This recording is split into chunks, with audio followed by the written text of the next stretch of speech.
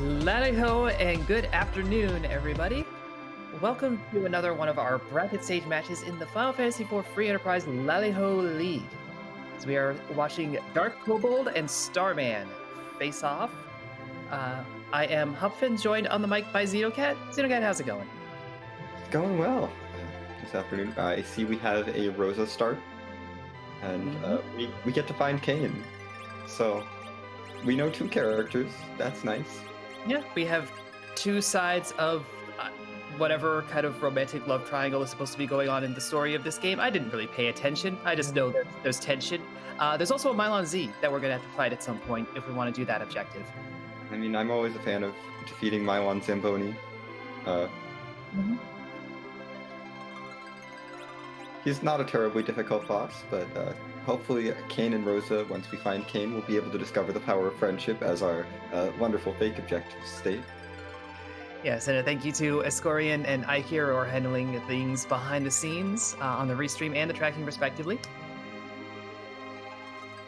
So we are looking at this is the first match of the bracket stage between these two, I believe, but DarkKobold coming in with a one-game advantage thanks to a stronger showing in the Swiss rounds. So Starman really going to have to pull through to make it to the round of 16.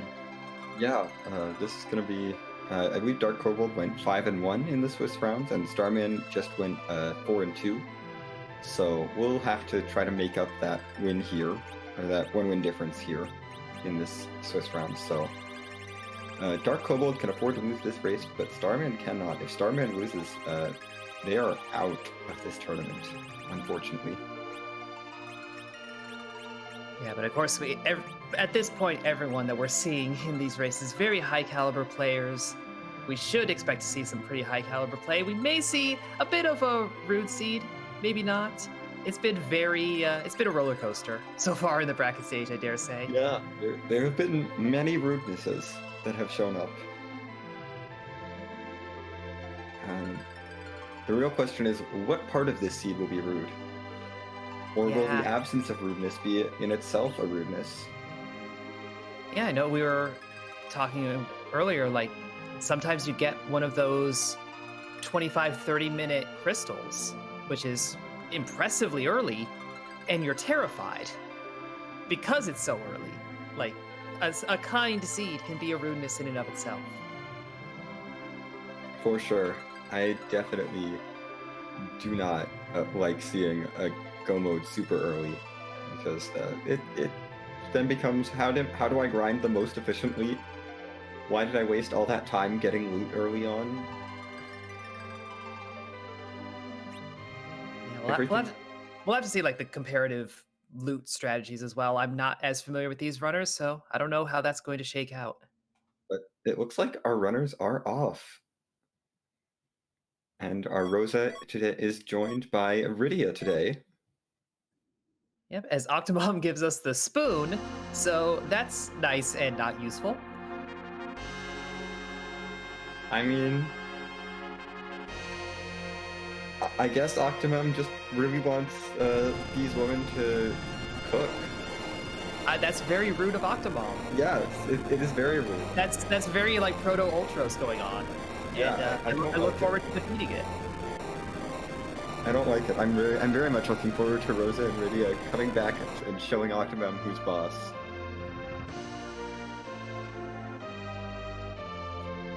Of course, with our bracket stage flag set, the spoon flag is off, so unless we find an edge who's only going to be, a little bit buried behind some key items, there's not really much we can do about that. Yeah, and it does look like both our runners have decided to head to the Watery Pass. This is a very common place to go and loot. All these chests are nice and out of the way, so they have good loot in them, and none of them are trapped by monsters, unlike Eblon Castle, the other common looting place that I see early on. Yeah, the one disadvantage and part of why it's so valuable, it's a bit of a slog to get through everything. And without an exit caster, it's more time spent. But you're spending it getting a curse ring, sorcerer robe, black robe. That's a good investment. Yeah, there's some pretty decent gear for our mages here. Not so much in the way of weaponry or armor for some of the heavy armor users, but that's fine. We can find those later. And that appears to be enough. Both runners going to duck on out. DarkKobold doing this a little more step by step, going through the watery pass, heading to the backside. Starman going and checking out Damson. Yeah. This Damsian basement has much worse loot than the watery pass does. So while DarkKobold has been able to find something in every one of these chests, Starman has some 0 GP chests and some not so great loot. Yep. The treasure that you find, you can give it to a shop. You're not going to get anything for it, but you can give it to it. And that reflects on the junk chests. They give you, instead of a low tier item, they just give you the equivalent selling price in GP. That equivalent is 0, so it's nothing. You get nothing. It's like T-Sparse, but worse.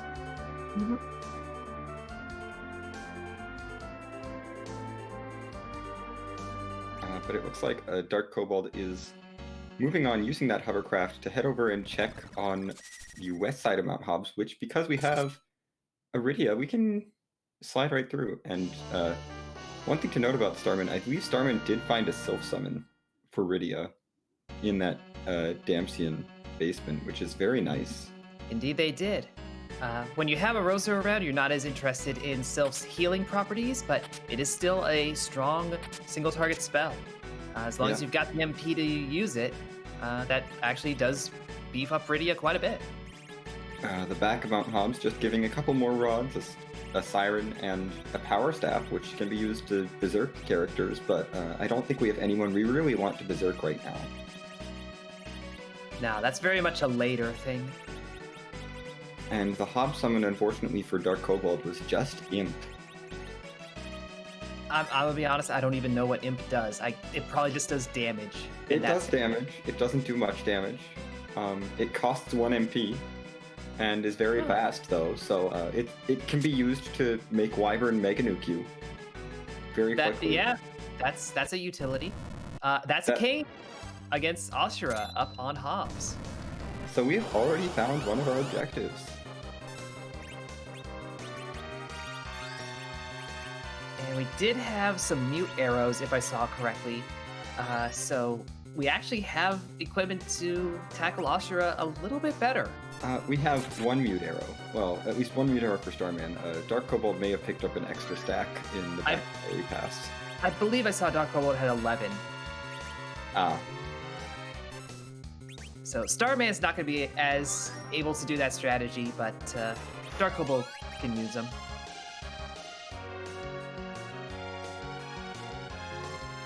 And is going to set up the Star Veils to do some reflex strats on Ashura.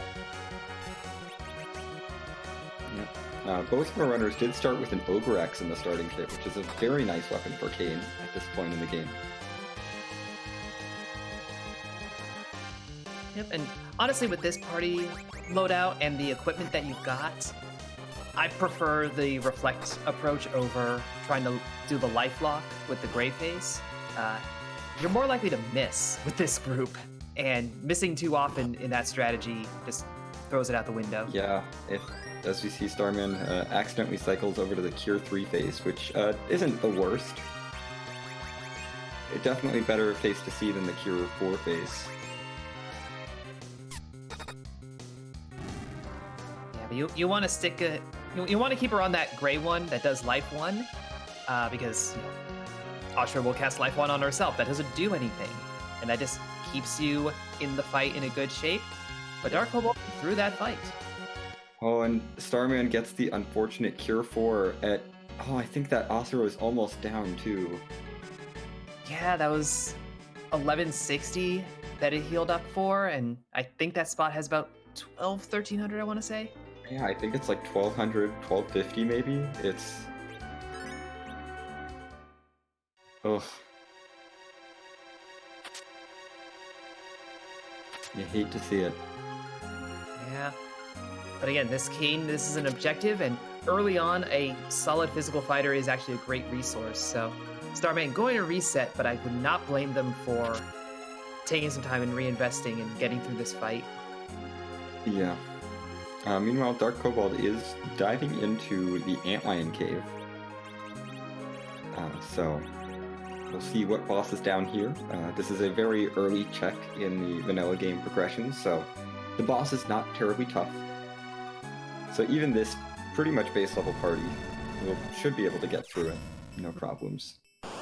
And not only is it early game, you're expected to be bringing Edward to this, so... Yeah, I believe this is balanced for Dark Knight, Cecil, Rydia, and Edward. So... Yep. Kane with an Ogre Axe, which you're not supposed to be able to get until, I think, going through Eblon, should be able to handle this.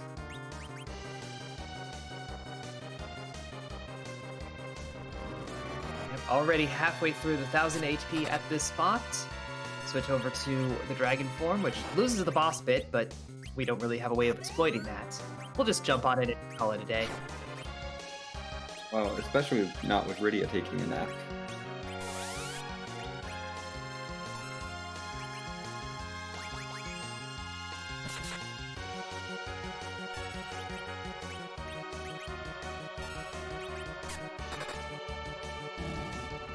But DarkKobold making sure Rydia gets back up on each of these fights, making sure she gets XP. A lot of runners, especially in this flag set, they're leaving Rydia on the ground as an anchor. She starts with 4 agility, that's a very low number.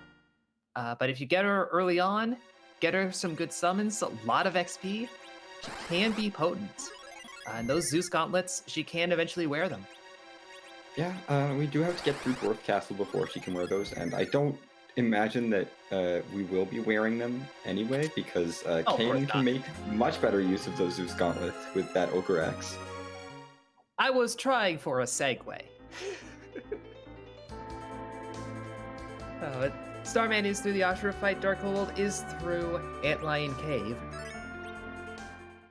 Yep, DarkKobold will have to take this hovercraft. Oh, they both took the hovercraft over here, so yeah. Taking the hovercraft back over to check in on the boss in the waterfall. There are some dolls in the water. Yep. That I feel like that enhances the creepy. Yeah. You know? Dolls are already creepy, but then you have dolls in a lake. Yeah, moving about of their own motion. It's no.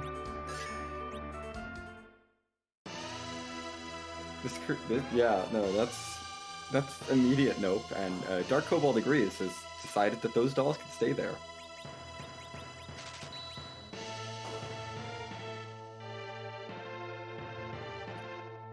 Heads over to Fagul, finds a decent supply of arrows. Fire arrows, white arrows, buys a couple fire ones. Again, archery is a little bit precarious with this flag set and the economy of it all, but DK is going to invest a little bit. Yeah, I mean, arrows are one of the better sources of damage we have at the moment, and may as well try to make use of them. And Edge's parents were just coming on a visit to Fagul. So we're just gonna come out and greet them. Yeah, just say hi, have a little chat. Maybe jump around a little bit. Yeah. Show them the chocobo we've been raising. Radia's been doing so good at raising that chocobo. She just wants to introduce her chocobo to them. There's no attack going on here. This is a very peaceful encounter. Yeah, this is totally not a battle. Yeah, King Eblon is just allergic to chocobos, so he had to leave, and then Queen Eblon wanted to go check on him, and we're done with this encounter. Yeah, they'll go on their way back to Eblin Castle.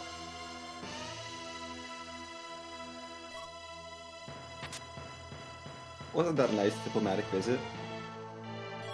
Speaking of diplomacy, here's the package. Yeah, that's our present for meeting with the Eblon royalty in place of the king. And we get a nice little care package. Yeah, that care package will lead to a character if our runners bother to check it. because it also leads to a lot of cutscenes that we just don't want to deal with. Yeah. It does also lead to a boss check, which could be Mylon Z or could be a very cheeky D-Mist. Both of those are possible, yes. But Starman just a little bit behind here, heading into Fabul as DarkKobold is leaving, but does have the Sylph Summon, which could save quite a bit of time on fights that are not King and Queen Evelyn. Yeah, he did use it to good effect in the Antlion Cave already. I suspect we're going to see a fair amount of that going forward. Yeah. DarkKobold heading to the Mist Cave and immediately finds that the cave is collapsing in on him, so we're gonna just leave that alone. Yep, and we're going to leave that Bard alone. We don't need an Edward. No, the Bard of Mist Village is not very exciting. Yeah, although hopefully we will get to see his show a bit later on. You know, the Cave Magnus being an objective, we will hear from him eventually. Yeah. He'll make an appearance at some point. Just not yet. He needs to rest a bit more before he can put on his show. Absolutely. Being such a solid performer that he is, it takes it out of you. Yeah. One thing I will point out here on Starman's screen is that his Rydia is in the middle slot, which means that she's actually using MP to cast Sylph. Yes, we do have that glitch on. If Rydia is not in the middle spot, Sylph is free because programming oversights. It happens. Oh. Doesn't matter so much here with the free heal afterwards, but later on, Yeah. We do see DarkKobold did pick up a heroine robe on Mount Ordeals, which will make Rosa into a formidable fighter. And there's some turtle soup here. Yeah. I feel like I've seen this before. I don't know. I feel like I'm getting... There's some sort of chanting coming back into the back of my mind. It's deja vu all over again. Oh my goodness. But no, that would be silly. I thought we were all about silly here. I mean, I suppose we are. But DarkKobold is all about getting through that fight very quickly. I think that was a Thor Rage that did like 1,000 damage. So that was a very Zeus easy Rage. fight. Oh, Zeus Rage, even better. It was the level 2 version, but yeah, Zeus Rage is very good against Kainasa when he has the water up. And our back attack is... Vanilla. Is this even randomized? But that will be another objective for DarkKobold, and as soon as Starman heads up Ordeals, they will have the same benefit. Yeah, unfortunately we need to find the vanilla key item, not the vanilla boss, so sorry, but this does not count for the fake objective. I mean, if we get a Legend Sword in here, then, you know. Starman is heading to Baron in first, which has a Mom Bomb at the first spot. This is a bit rough. I believe it's always the case that Mom Bomb gets that bonus XP to ensure the explosion. Because, 900 jump would have one-shot it, if not for that whole script. Yeah, and unfortunately, the magic here is a little rough, so this explode might take out Rydia. No, it takes out Rosa instead. Rydia holding on with 6 MP, or 6 HP. More than 6 MP, though, probably. And they have some magic defense, so that Thor Rage is not quite going to do it.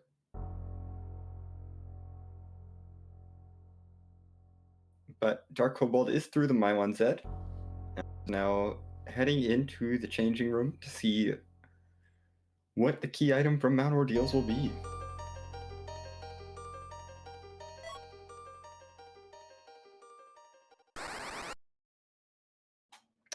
That's a key, all right. Yep, that's a Baronki. I know I've just said that wrong. No, that's the best way to say it. Baronki? Baronki.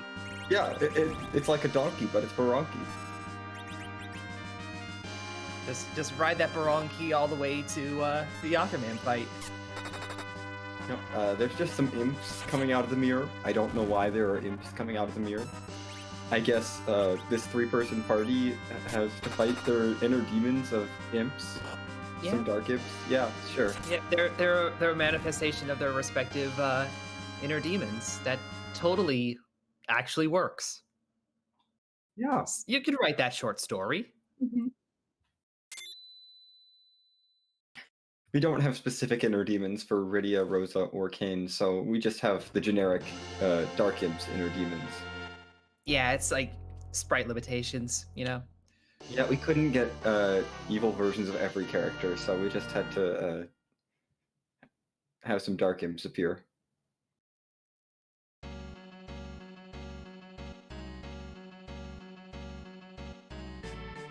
But yeah, oh, this plague is... The fast anchor here is making this count go by very quickly. Yeah, this is proving to be very rough. There's a fair amount of HP at the spot as well. This is also a very punchy one, but fortunately, Plague, not doing any real measurable damage. It's all this countdown. Starman does get through though. Yeah, that will get Starman this Palom.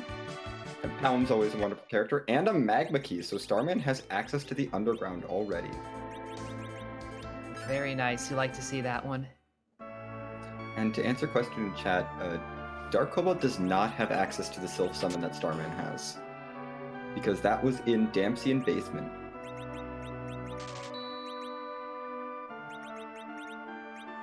Now, I believe it's still entirely possible it'll be, say, here in the Baron's shop, in the item shop, or it could be in a chest as we go along the Baron's sewers. I don't think the tiering prevents that. Yeah. But yeah, at this point, that is a major advantage that Starman has. That is a valuable summon. Yeah, that Sylph Summon is very valuable for Rydia at this point. Although it might be a while before Starman picks up the Heroine Robe that DarkKobold found. Yeah, I mean, our runners don't actually have any specific incentive to go do ordeals. There's no Tella, there's no Cecil. Yeah, no, it's just a check, and it's a kind of long check, so Starman is saying, no, I'm going to go underground and check on some of the freebies underground first.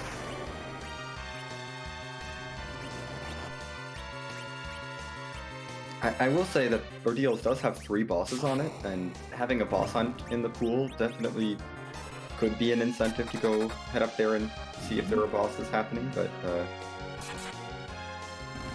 Yep, and as we saw, that is actually going to pay out this time. But 3 bosses on Mount Ordeals versus, 20 some elsewhere. It's perfectly valid to hold off on that.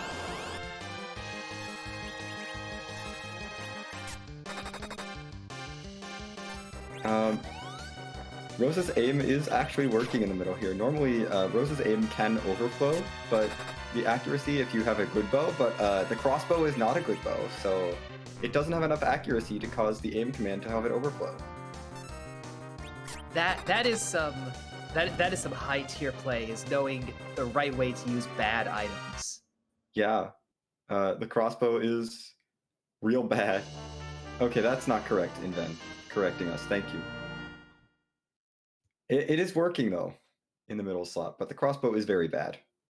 Do not fight with it. It will not help.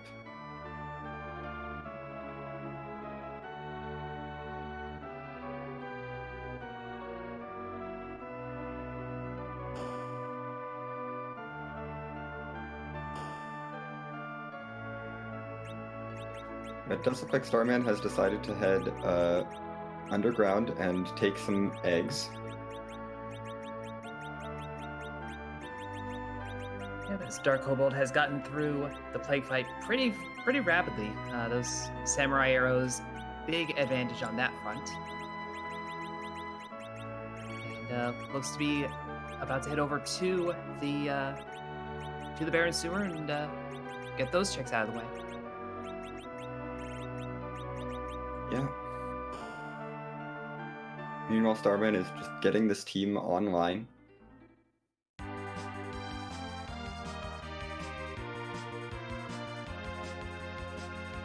Nope. DarkKobold not going to bother with Baron. Yeah, gonna use that Magnet Key instead. Lean on that direction. Yeah, I mean, Baron is a kind of long check. There is a character in there and a couple bosses, but DarkKobold has found the character and boss he needs, so we're just looking for key items at this point, and it's a rather long check just for like 1 or 2 key items. Yeah, you might still want a character to round out the party. You're pretty mage heavy right now. Yeah. Yeah, as you said, it's a meaningful investment at that point.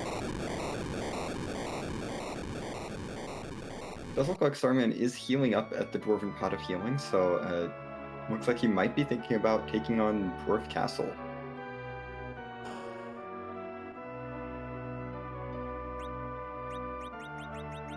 And I mean, considering we have Palom with Quake, we have Kane, we have our healer, we're doing pretty well in terms of party members.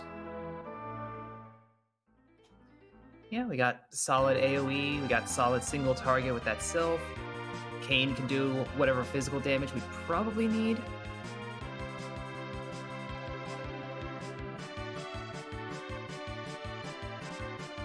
So it's pretty likely that whatever is at the Dwarf Castle checks, Starman has it under control.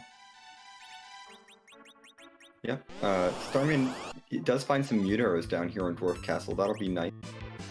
Doing some archery. You know, if we ever find a bow that's better than a crossbow. I mean, some of these characters came with short bows. That's like the one bow that's worse than a crossbow. I actually don't remember the low tier bow hierarchy. There's the short bow, which falls short of everything. There's the crossbow, which makes you cross at how much it misses. There's the great bow, which is sarcastic great. It's great meaning like large or immense. It's just a very long bow. Yes. And then we get to bows that are usable, like the archer bow. Which actually makes you an archer that can function. Mm-hmm.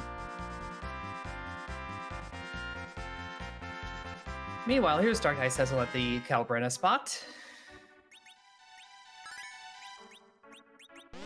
Yeah, this is going to hurt. Yep. This would not be all that bad if it was the second slot. 1 for the lower magic attack, and 2 because you wouldn't have to worry about your party standing afterwards.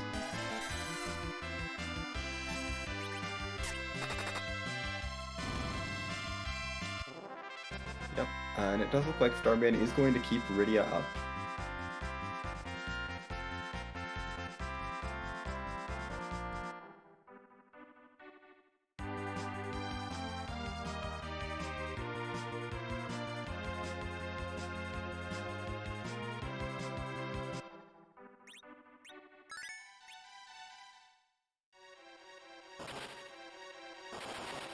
But DarkKobold is heading straight for the Feymarch. And that's Baigen in the second spot, and a Fu as the character. Kane, Fu barely hanging on Rydia. That's a decent party. Yeah, this is fine. Rydia is going to take a nap. Fu does not have any spectacular spells.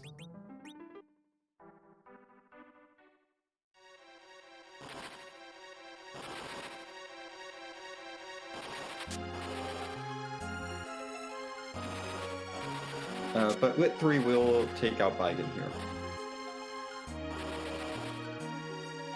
And then Explode will take out Kane, so Kane does not get experience.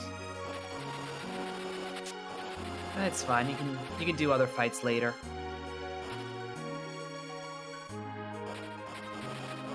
We are looking at a very mage-centric party here.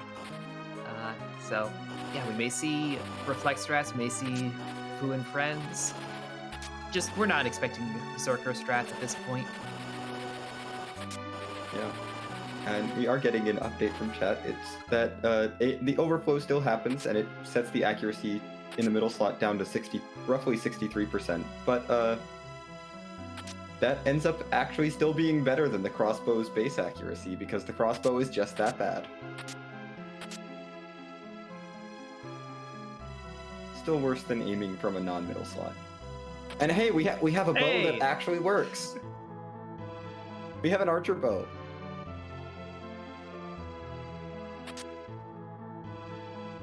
All this archery stuff is too complicated. Let's just hit things with sticks.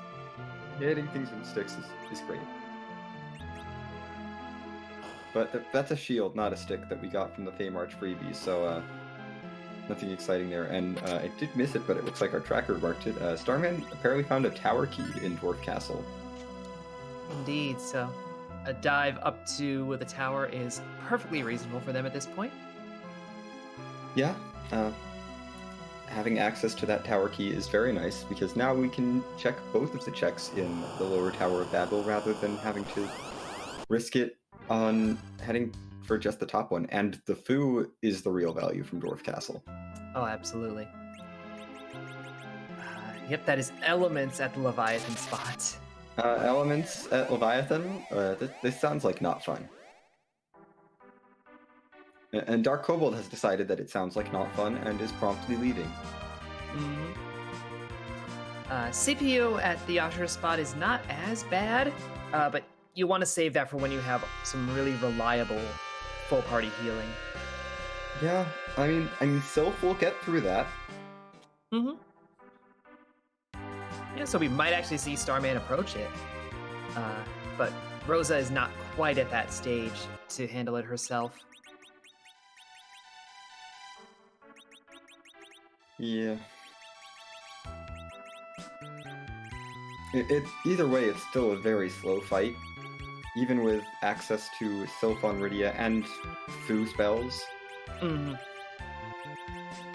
Not going to be a particularly fast fight. So I would not be surprised to see Starman baited as well.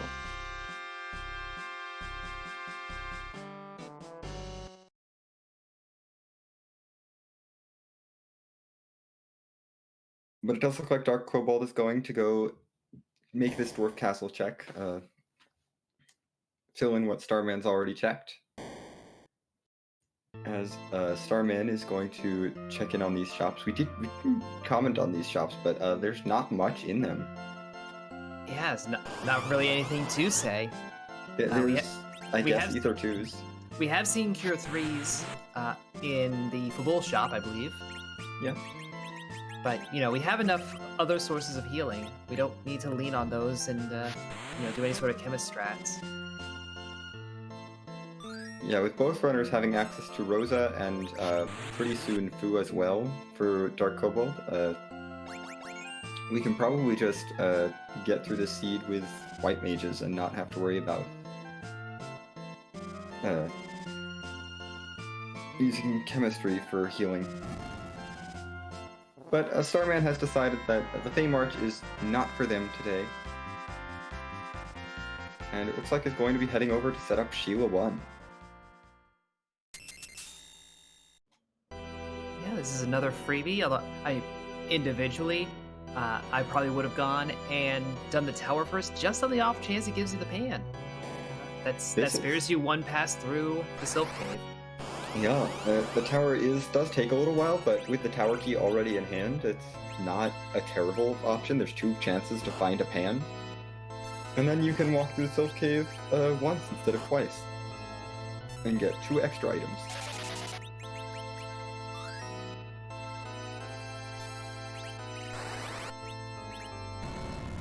One thing to note about DarkKobold, having been through ordeals, already has some extra spells on Fu, including Quake. Yep, and Quake's good. Quake's quite good. Yeah, Quake is very good.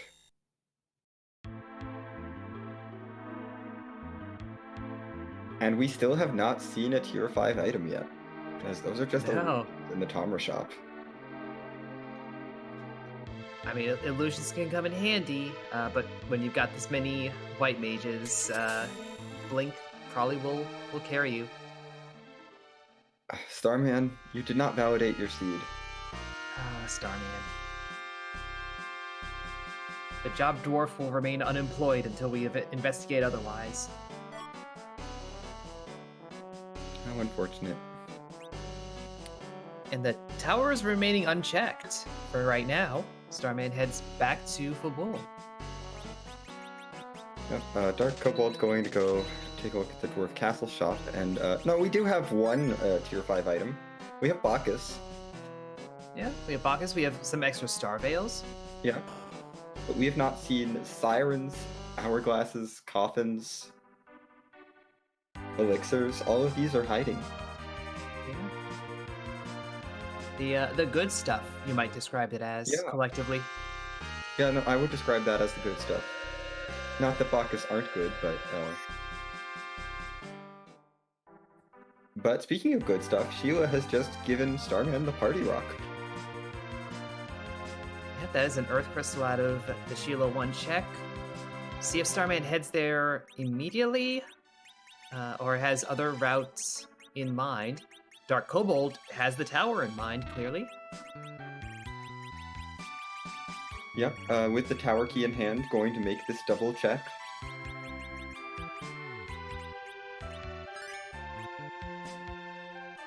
And we are going to get a treasury check, so it's time to play everybody's favorite game. Treasury!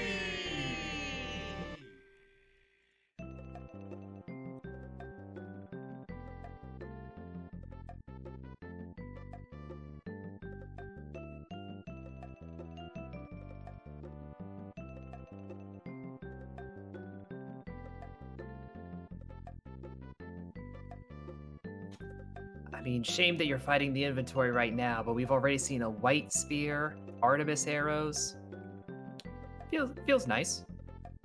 Yeah, I would like to see those. That charm claw does not spark joy. There's some armor too, a heroine robe in the treasury, so that'll make up for the heroine robe that is on our deals. More Artemis arrows. There's an hourglass. I would say that's a pretty decent treasury. That's a Kane out of 10 treasury. Kane and Rosa out of 10. Yeah. That's like... Heroine robe, Artemis arrows, dragoon armor, multiple pieces, I think. White spear, yeah. I'd give that a solid 6 or 7 at least. There's nothing amazingly spectacular for Edge, but I mean, and there's no real great strength boosting gear for main melee fighters, but Rosa can go burr now. And we like it when Rosa goes burr. Starman is only checking the treasury, not bothering to climb the tower just yet. Gonna go up the mountain instead. DarkKobold has found that in the Super Cannon room was a completely free boss in the form of Water Hag. Not the boss you like to see there, because while most bosses could be one-shot at that spot, Water Hag refuses to die until you hit it 3 times. Doesn't matter how many levels you got, you gotta hit it 3 times.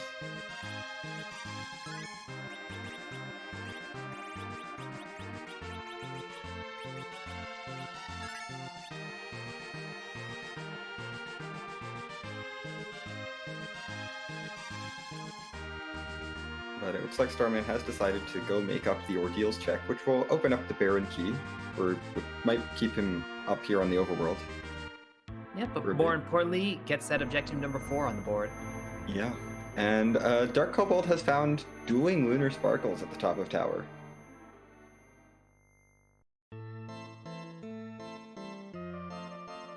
One of those sparkles will go off and live at the Rubicon spot in the hook route, and we won't have to fight it. And the other one is going to attack us right now. The other one was Wyvern.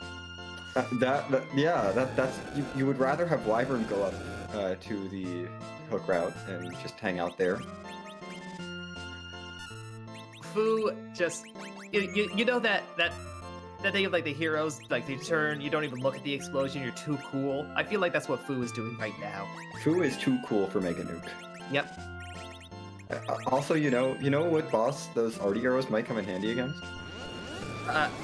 Dragon type things. Yeah, you know who's dragon type? Apparently Wyvern. Yeah. We have some rocks coming out from Fu. But these nukes are coming out pretty fast because I think that's a fairly fast Rydia, and oh no, oh no. Yeah, this might not be the spot to swag. Yeah, Fu did not live. We are not on Wyvern Standard Time. We are not anchored. This is a thing. Yeah, that was a bold move, a brave move, but not a successful move. But Starman is successfully through Mylon Z. We'll go into the changing room, deal with the 3 Dark Imps, and get that key. Get that Baron key.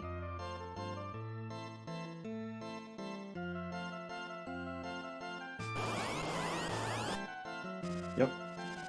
I think DarkKobold might actually be in a really unfortunate place agility-wise, where I think Rydia has exactly 0 agility from wearing that cursed ring. It's not good. Yeah, no, 0 agility is not fun. But looks like has turned down the battle speed, setting up some extra star veils. This time Fu does take a bit of the Mega Nuke, but not all of it.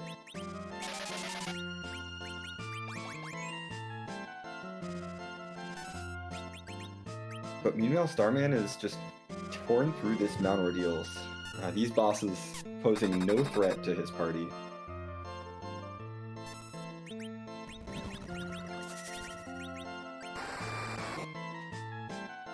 And DK is using the Chocobo, which, not a terrible idea, but you're kind of gambling because, yeah, here's the Mega Nuke.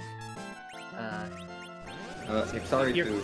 Yeah, you're kind of hoping for a dodge in there, or that the damage would be enough to wrap up the fight. Oh, and oh no. Rosa survives. It's a miracle. It is interesting that choosing to use Chocobo even over the Imp Summon, which is less MP and faster. Yeah, we were saying when that showed up, that could actually have utility here. I mean, considering this is the only utility for Imp, might be a little bit too niche. So, might just be like, okay, well, you just use Chocobo, because the only time you get Imp is if Imp is from Hobbs. And it's only useful for triggering Mega Nukes in this one fight. So, it's definitely very niche tech. But it does look like Starman is leaving behind the overworld for now, heading straight for up Lower Babel after DarkKobold.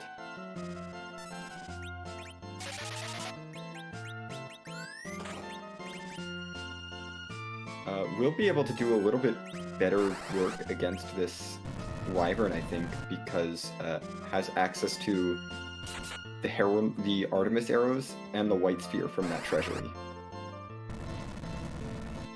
Yeah, this could come down to gear advantage. We are looking at identical parties. Yeah. DarkKobold, though, is through. And with everyone standing, so everyone gets the XP from it. Yay! And it's a Protect Ring. The Protect Ring is nice. That's equipment. I mean, I guess, yes, that is technically true. It gives you elemental resistance.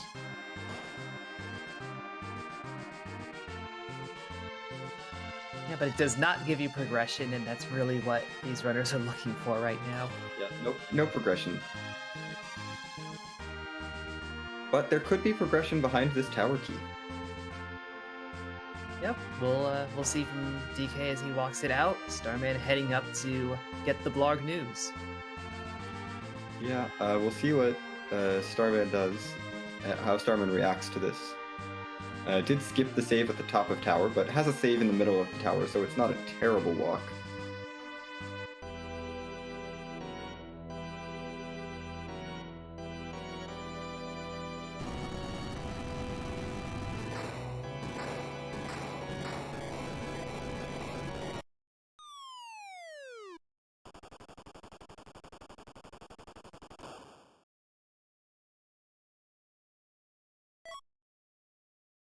and does get 1 Star Veil off, who should survive. And does. And the reward from all this is the hook. That's vanilla. We have found the vanilla item. Hey! That's objective 5. Oh, we already did objective 5, right? But more importantly, that is half of what we need to trade away the pink tail.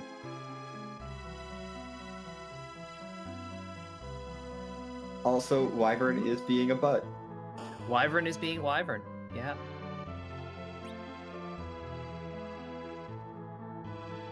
Yeah, no, Wyvern does that thing.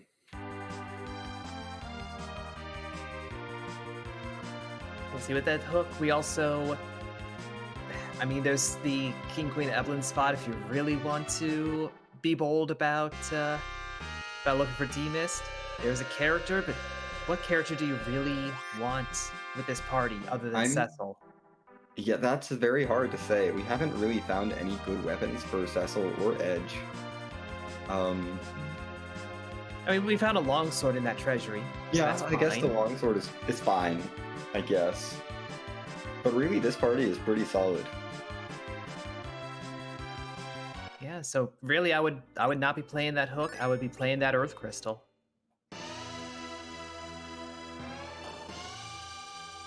Yeah. I mean, the Earth Crystal is 2 more key item checks. Well, there are shops behind that hook. Yeah, that is true. And the item shop always has 2 tier 5 items. So, you know, that could be where our sirens are.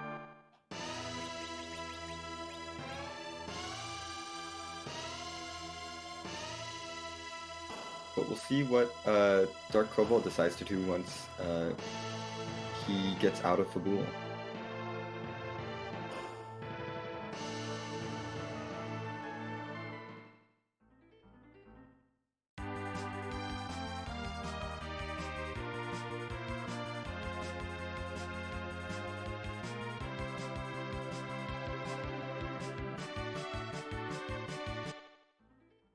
Looks like we are going to make the Earth Crystal play, at least for the treasury.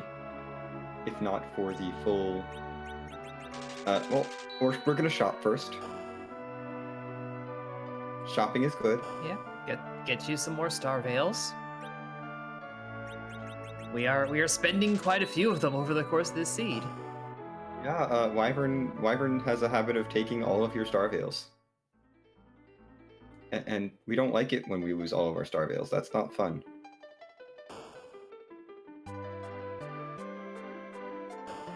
So we're about to find out how DarkKobold feels about his equipment. Feels worried enough to hit that treasury.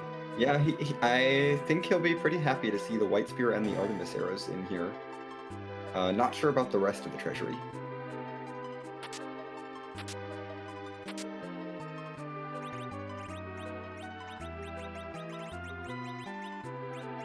Oh yeah, and that 1 Bacchus wine as well. That's a good thing. You do not hate the free Bacchus wine. You do hate the inventory boss. Yeah, no one likes the inventory boss.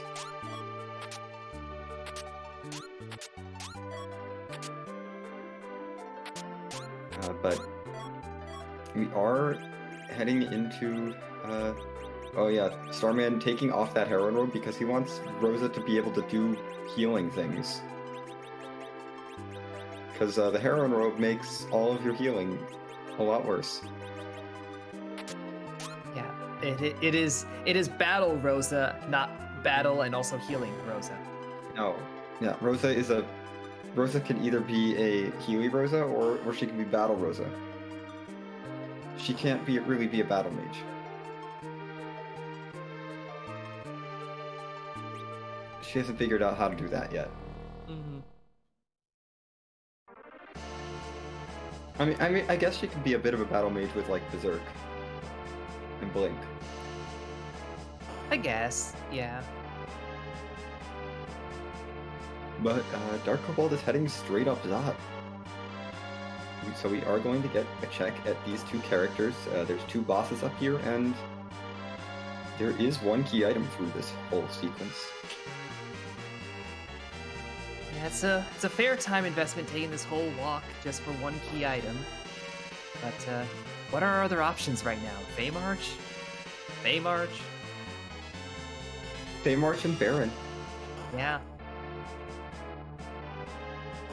Baron is pretty much just as bad of a walk, I dare say. It's about as long. And the advantage of doing Zot first is doing the Tower of Zot will drop you off right outside Baron Castle.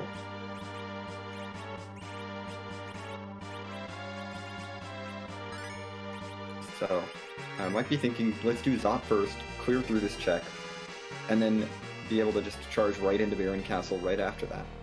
Yep. And then if all that didn't pay off, well, I've got a few more levels under my belt.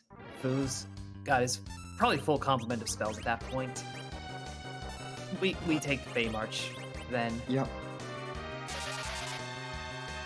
But Yang shows up here not to join the party yet, but to try to defeat the party. I don't think this is going to go well for him.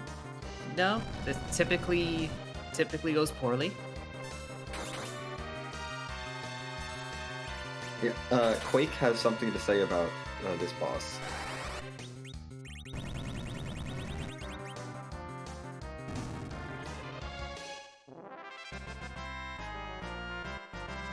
Starman, meanwhile, has left the Tower of Babel, gets their hook, and it looks like is going to follow in DarkKobold's footsteps straight up the Tower of Zot. Yep, already hit up that treasury, so just has to make this climb. And there's our paladin. We have a Cecil. If you want one, here's your chance. We don't have anything for him other than the Ogre Axe. Also, he joins just a little bit after the fight that he makes free. Yeah, it's a shame. I mean, I guess Ogre Axe Cecil is decent, and we could find something better. Also, hi Porum. I don't think Porum's going to join the party. I think we're gonna send Porum home.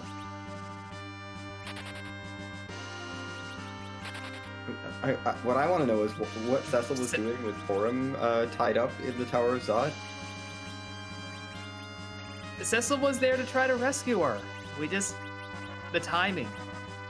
But it looks like DarkKobold has decided that Palom needs to go home with Porum because it's the kids' nap time. So yeah. they need to go home. Iridia's going to stay in the party for now. Cecil is joining the party with that Ogre Axe. I don't hate this play. Iridia is being used as an anchor right now. And Palom will take a while to get to Zeromus ready. Mm-hmm.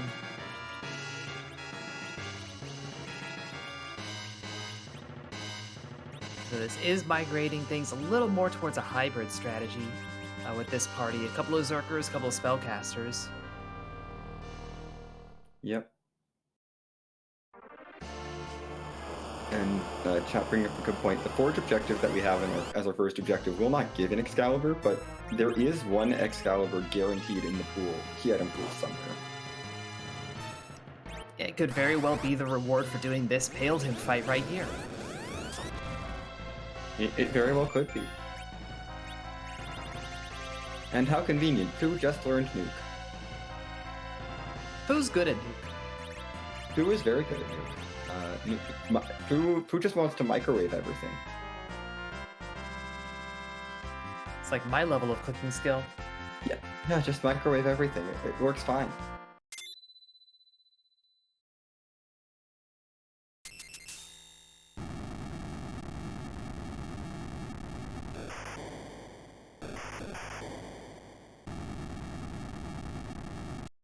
And wow, Starman has actually been catching up pretty well. Is now basically just behind this Paladin fight. Yeah, for all that early divergence and variety, these runners have converged pretty tightly. We get a moon veil for all this. And we have a little bit more divergence as Starman has decided to ditch Rydia instead of Palin. And gets a potato, apparently. Why is Cecil a potato? I don't know. He came with a great bow, which is, you know, great, as we've talked about. Better than any other bow that anyone came with, but still, it's a great bow. Yeah. That elven bow that DarkKobold found in the Barren Sewer, much better choice. Yes, that is the first actual good bow that I think we have found. I mean, it's debatable whether the archer bow is a good bow. I would call the archer bow an acceptable bow. Yeah, it gets the job done. It's you don't want to be using it late in the game, but it does some work, I suppose.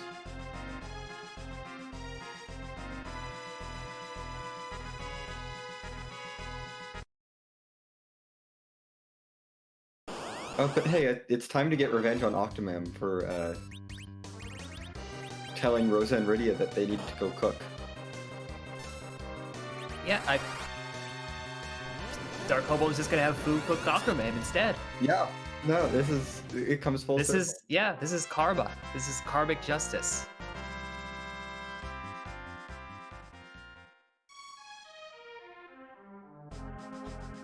Yeah, these are going to be very fast fights with this party and with this setup. Yeah.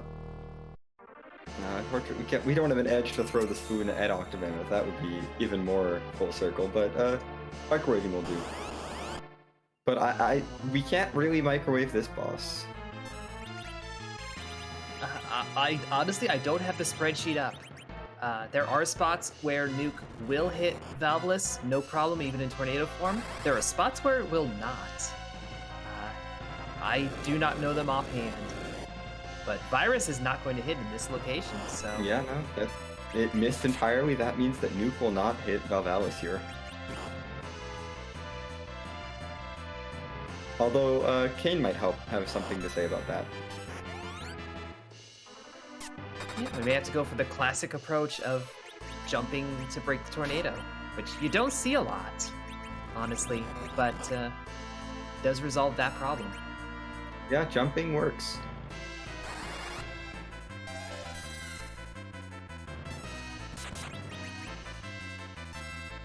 And opting just to go for viruses here. Maybe saving just a little bit of MP. Not sure, but does get the job done. Yeah. Meanwhile, Starman is still following DarkKobold. Very close behind, microwaving the Octomam.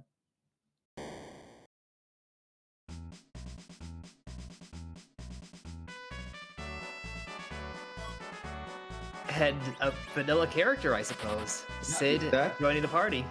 That is vanilla. And is actually joining the party for DarkKobold, taking Rydia's location.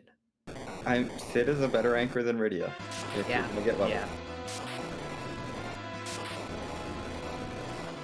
Sid is one of those just tanky characters, lots of HP, decent damage, and pretty sluggish. Sid doesn't like going fast. No. It's viable for a melee fighter in various seeds, but not high tier. Much better as your anchor. Yep. I'm trying to go through what characters we have left in this seed. I think the only characters we haven't seen are Edge and Tella and Yang. I believe you're right. And two of those are going to be on vacation. So we're probably getting to the point where we're settling into the final party. And Baron Castle does pay off. We had a pink tail from that pot. Yes, that gets us objective number 3. It does not get us progression towards Zeromus, but it does move the needle on the objective list. And Starman is through their Valveless fight, so they'll be getting the pink tail suit as well.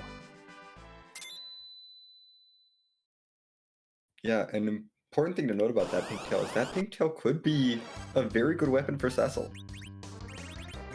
Yeah, It's never going to be an adamant armor. It will be a high tier weapon. Could be a crystal sword. Could be a Bahamut summon, which would be very funny, considering both runners have now ditched Rydia. I mean, I don't blame either of them for getting rid of Rydia, as much as I like having Rydia in a party, but that would just be insulting. Yeah. Mylon and his friends were having a party down in the basement of Baron Castle, just minding their own thing. Puts a new meaning to haunting. Yeah. As the NPCs say, that there's someone haunting the basement of the Baron Castle. And they've just drained the life force right out of Kane, who was supposed to be zerked and swinging that white spear for good damage. Kane was tired. I mean, he did come into the fight with like 9 HP or something. Yeah, that would do it.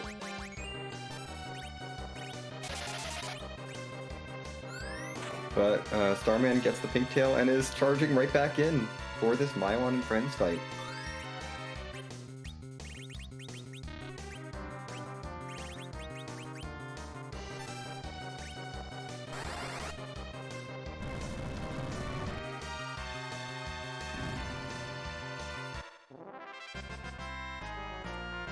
He is healing up before this fight, though.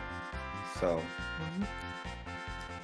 We have seen most of the rude possibilities that could have been on here, so we know it's not Wyvern, Leviathan Summon, Rydia! But at this point, I believe we know that something in the Feymarch has the goods. Absolutely, it's either elements or CPU that is going to get us moving. Well, there is one other option. Yeah, the Cheeky Demist. And there are 2 places where that Cheeky Demist could be hiding, and I don't think our runners want it in either location. Yeah, we know it's not the second spot of the hook route, but it can be the King Queen Evelyn spot. And it can also be behind that package, which both of our runners noped out for, because Edward is not impressive. Edward's performance skill is on the stage, not on the battlefield. This is very true, especially since he has forgotten to use how to use the spoon since the Swiss stage of the tournament.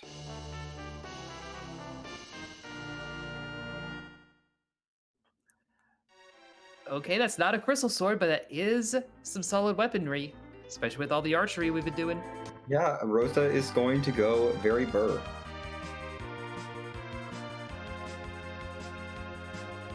I expect. We have now Artemis Bow, Artemis Arrows, Heroine Robe for Rosa. That's aggressively battle Rosa. She is not going to do healing in that configuration. No. But, that's what Fu is for. But it does look like DarkKobold is heading into the hook route. This might be a shop check. Might dip down for the character, although I'm not sure what character he would be looking for. Might even dip all the way to the boss, but that seems like a long walk for an off chance at a Demus. And we do have Sirens. Yeah, as well as coffins and mute bells that DK wants to grab. There are definitely grinds where those mute bells are very valuable. Doing Warlock grinds on the moon. We haven't seen Baron guards either, and there are some rude locations for them to be, but a mute bell helps to nullify them a bit further. Yeah, especially considering we don't have access to hourglasses.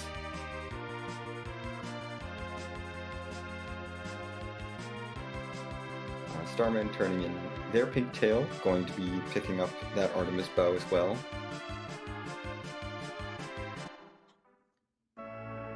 So again, our runners are pretty even up on the objectives that they've done, the checks that they've done. DarkKobold almost changes his name. You know, sometimes you just need to change your name in the middle of the race, you know? Like, mood. I'm just bored of these names. We should change it.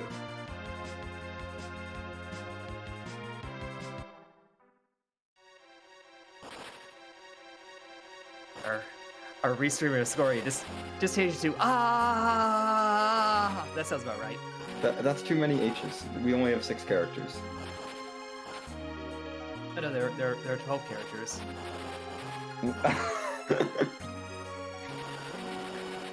Oh no. Just one scream across the entire cast. That feels about right. Yeah, that works. Starman is just doing a shop check as well.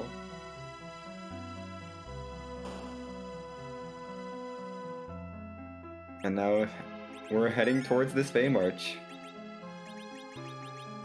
But which boss will be fought first? Yes, and what will they provide us? Yes, they could be nice, and the first one we fight could give us the Darkness Crystal. Or we could have a Luca key. Yeah. Honestly, I think the kindest thing that one of these bosses could give us is a twin harp that gives us the Darkness Crystal. Yes, that would be the nicest thing the seed could do.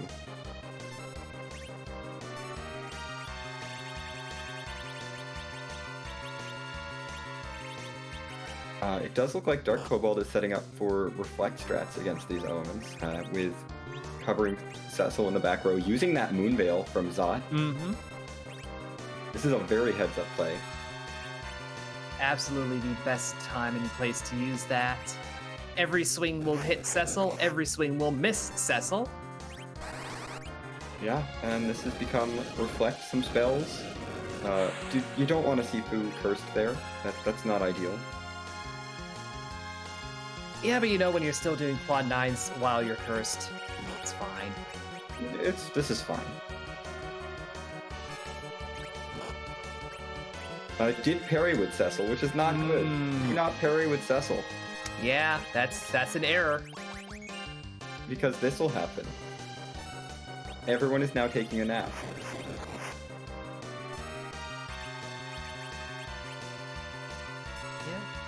Yeah. If you parry, Cecil stops auto covering for that turn. But if you just use your weapon as an item, even if it does nothing, he'll continue to hold that parry stance. You can do anything, essentially, except for parry. Mm-hmm. You can take an attack, you can use a life pot. Any of those things are acceptable. But DarkKobold does get through. And it looks like Starman is having some regrets. Yeah. But is popping that Moon Veil on Cecil all the same? This will give a Darkness Crystal. This is your moon access. This is a little bit scary now. Yes, now we are looking for any check that could be the Twin Harp, which is every check. Mm-hmm. Everything can be the Twin Harp. The question is, which thing will be the Twin Harp? So yeah, DarkKobold hits up the inn, the overpriced underground inn. This is setting up for a CPU visit. Yep. This definitely looks like a shot at CPU.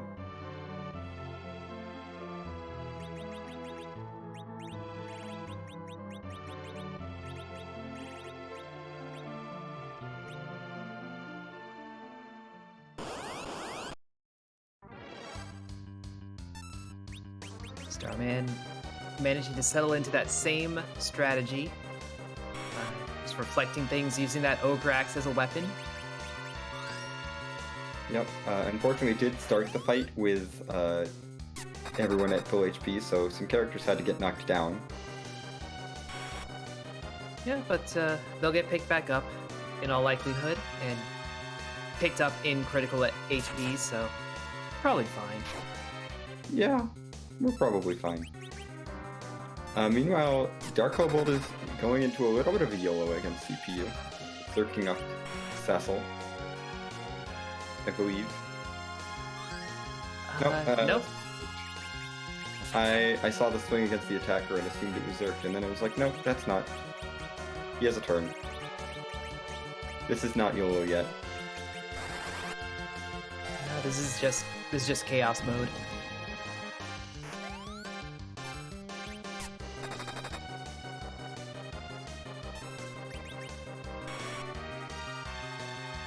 Yeah, at this point, if you're focusing fire on the CPU, you just have to heal through that mazer. That's 10% of your max HP every time it goes off.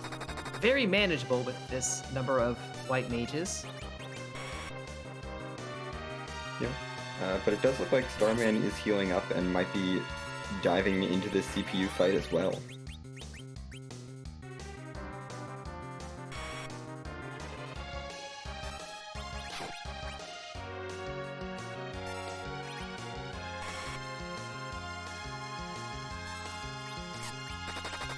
So we'll see if Starman manages to put together a faster strategy for this fight that will buy them more time.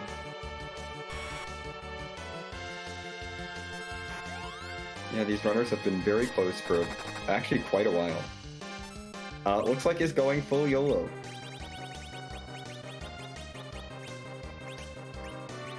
With that Berserk cast on Kane.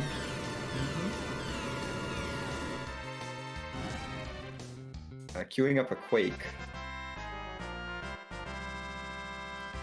And DK gets through with rocks.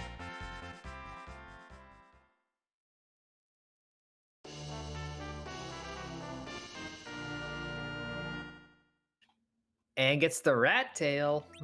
That is a thing you can turn in for another key item. Yeah. How desperate are you to avoid the moon is the main question. I would like to avoid the moon. I mean, I don't really want to avoid the moon. I definitely do the rat tail first.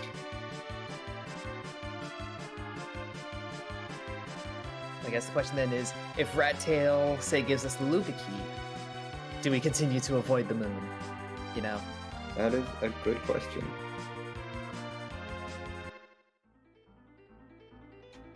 But that is Starman through the CPU fight as well. A bit worse for wear, thanks to that YOLO strat, but does clear it out and picks up their own rat tail. Which, yes, we are now at 10 key items for both of the runners. And the rat tail turns into the pan, so I guess we're going to go look for some more key items. Yeah, that's another... The time investment. Not dangerous, but a time investment.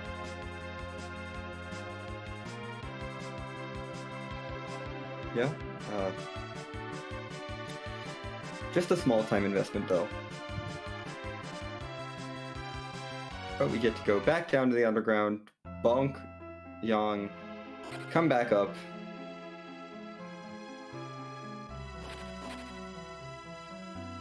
And then... maybe we'll be in go mode, maybe we'll be heading to the moon. Maybe the seed will be rude and make them go through Sealed Cave. Anything remains possible.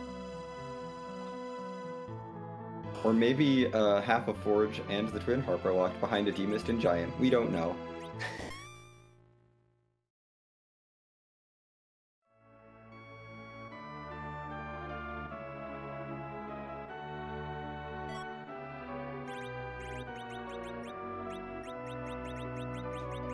Well, there's one half of that forge. Yeah, that is the adamant. We are now looking for either a Legend Sword or a Twin Harp.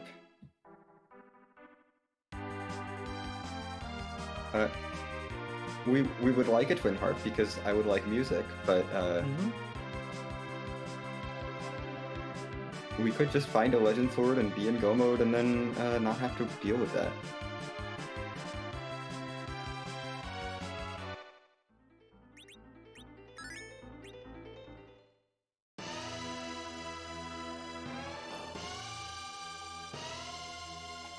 A quick glance at DK's party.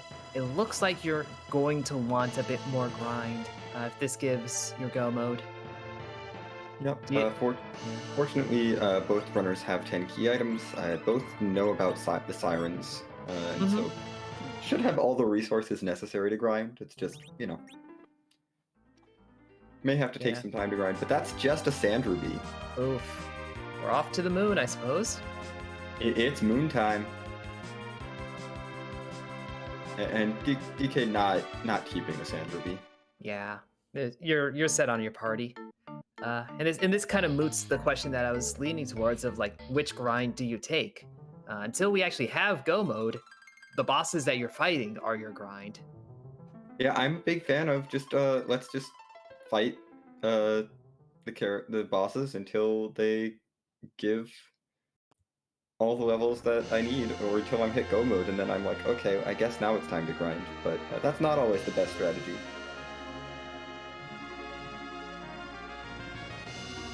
There is a reason I'm no longer in this tournament. There are reasons I never joined this tournament. Apparently, you're supposed to not loot everything. Yeah, who knew? Yeah. Looting takes time. We do know that. Yeah, but stuff. Yeah, we do know that we will have to come back to the blue planet for whatever objective we get. So this will not be the last trip to the moon unless we find a pass. Mm-hmm. Yeah. Now that kind of enters your incentive calculations. How deep do you want to push for finding a pass, or do you just accept that you're going to walk the subterranean twice? Yeah. But it does look like Starman is just a big whale cutscene behind at this point.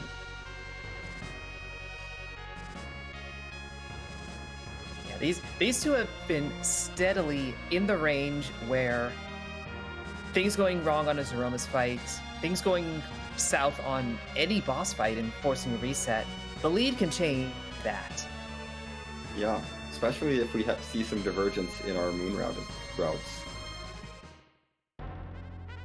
Because there are many ways to route the moon, but two of the more common are either the top-down strategy of take the bosses on the top and then head down to the bottom and, leave when you get your things. Oh, hi, there's hourglasses, so we have access to that. Or you could go bottom up and go for the density play at the bottom of the moon and then work your way back up.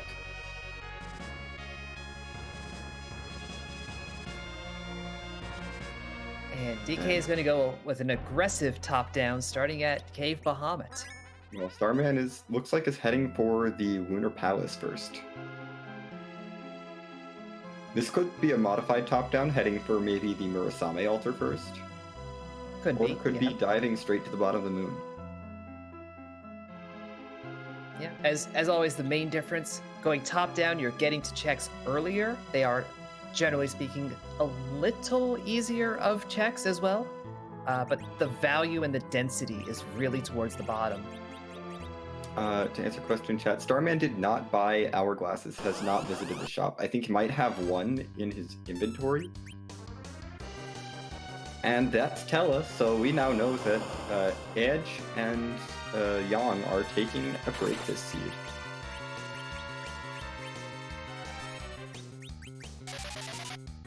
But we do have Leviathan in Cave Bahamut, so fairly easy fight here. Yeah, not too bad. Just have to worry about any sort of swings in this location. The magic power is fairly manageable for being on the moon. Well, yeah, they wanted Mega Nuke to not, completely destroy you. Well, I mean, it still does, but you have time to, put stuff up, so it's not very fast. But the physical power, Bahamut doesn't use physical attacks, so why would we balance that? That sounds like extra work. Let's just put a really high number because it's really late in the game. See, Leviathan, fine. Ogopogo, very not fine. No. Ogopogo at Cave Value is very much not fine.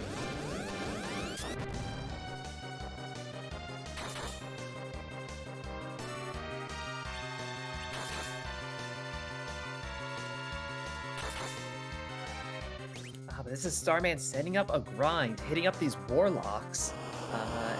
They did grab mute bells, so yes, you can pretty much nullify this entire encounter just by popping one of those. Yep, and I think they have mute arrows equipped on their Rosa, so yeah, this is going to be perfectly fine. Just doing a little grind here.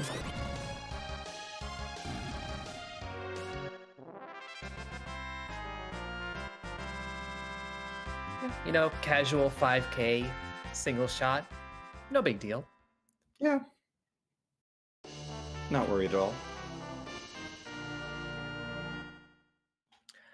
DarkKobold really gets rewarded. That is a pass in cave value. That is very nice. That basically buys him an entire boss fight against Starman. He can do one entire extra check and still probably come out ahead. Yeah. Probably doesn't save time overall to get that pass, but it does mean that DarkKobold won't lose any time from from doing that check. Mm-hmm.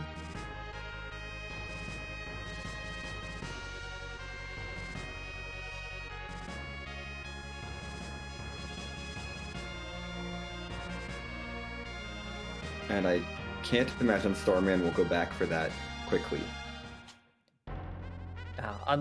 Unless it's a complete chain. Like if the only thing on the moon is the Luca key that leads to a twin harp that leads to a legend sword, you're gonna find your go mode up here and you're gonna bail immediately. Yeah, yeah, that is true.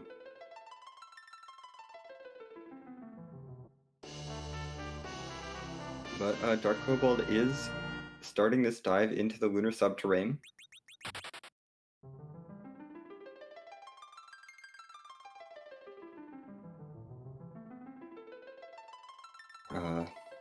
No surprises, leaving Tella alone. Yeah, don't need him for his utility, don't need him for the anchoring. Yeah, it looks like Starman might be done with these warlocks for a bit. Yeah, just the one might do. It took 2 encounters, but that's plenty of experience. And it does look like DarkKobold is diving straight down to the bottom of the moon.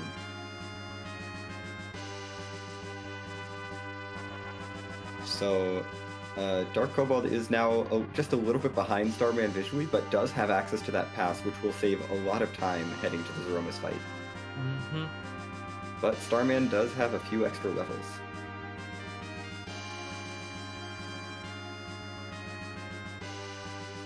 And is going to be taking some gold dragons. Yeah, burn that hourglass to make this free. You got those Artemis arrows still, question mark? I'm not sure what their supply looks like. No. Oh, yeah, there they are. So, good damage. Good damage. Yeah. This is very nice if these bottom of the moon spots are rude, but if there's something free down here, that could be bad. Although I think we've seen most of the freebies. Yeah, and worst case, this gives you a little extra oomph against Zeromus. For sure. Looks like DarkKobold is heading into the ribbon room. See what boss this is. Guards! That is the one free fight that was left. Yeah. This might feel real bad for Starman, having just done all of that grinding. Doesn't have an hourglass for this fight. Yep, spent their last one just doing those dragons. Does still have mute bells, I believe. This spot is pretty punchy, but you can nullify any of the counter spells that way at the very least. Yeah, that is one nice thing that Starman will be able to do, is not have to take any counters.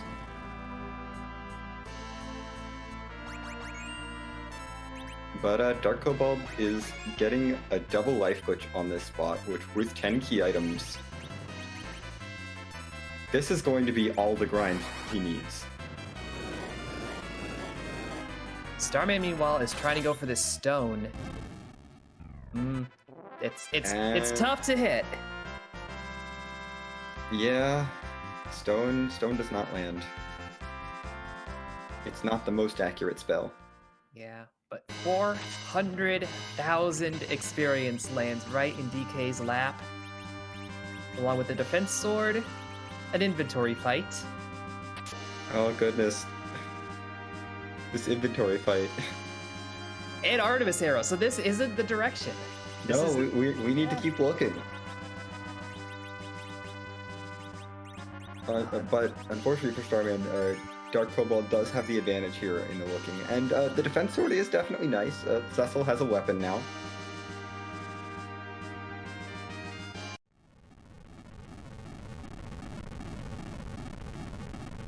And I guess we'll take another stack of 10 Artemis arrows. But Starman's not saving. doesn't need that experience charging right into this White Spear altar.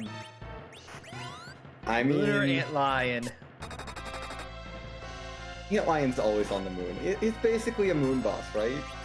Yeah, it's I mean, I refer to it as Lunar Antlion for it evokes how vicious this fight can be. Yeah, this altar is, not one of the strongest altars, but it can hit pretty hard. Yeah, and all Antlion does is punch. And then Antlion, counter with magic, but... likes to punch, likes to counter.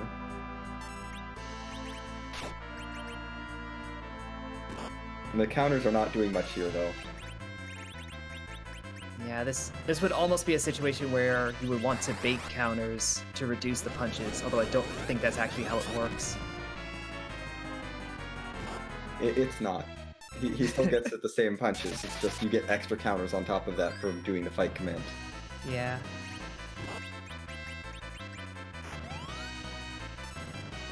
But you wish it did.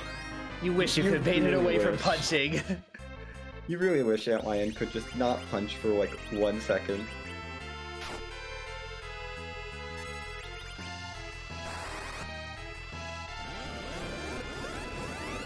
DK has been leaning on, Cecil continuing to do that covering.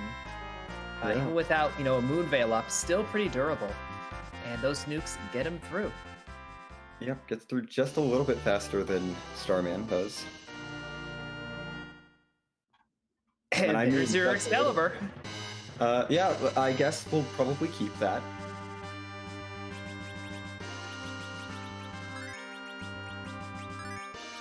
Yeah, that will help Cecil do a lot of damage, and now Kane can have the defense sword.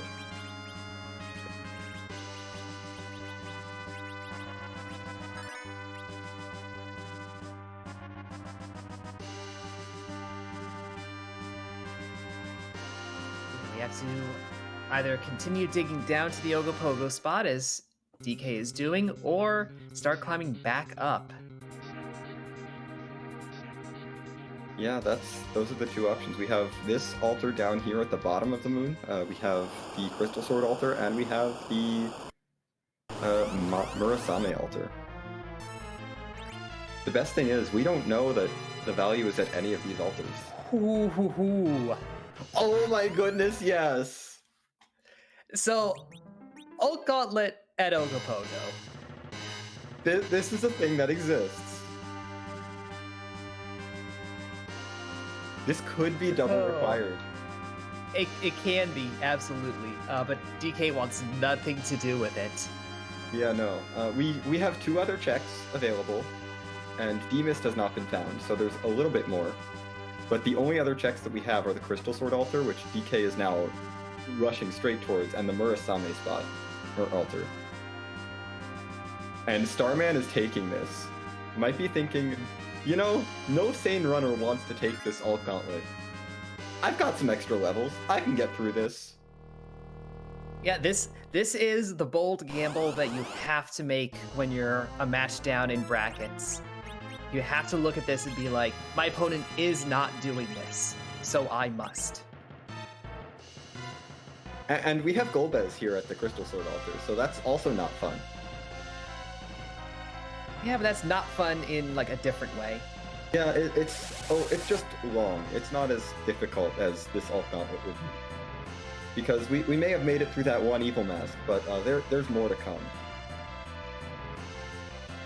Yeah, the upside is if Starman does get through this successfully, that's even more. You're very super grind. Yeah, I think if Starman gets through this Ult Gauntlet, we are done with everything. We don't.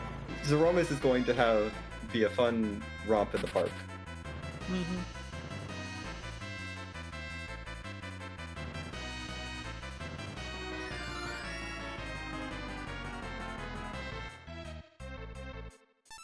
Of course, what we really want to see is DarkKobold get out of this, get the Twin Harp, Starman gets out of it, gets the Legend Sword. Oh, that will be spicy. comedy. That would be real spicy. As a reminder, neither of these we could have value at neither of these locations. Mm-hmm. everything could be behind the Murasame altar, and there's a Demist still at large.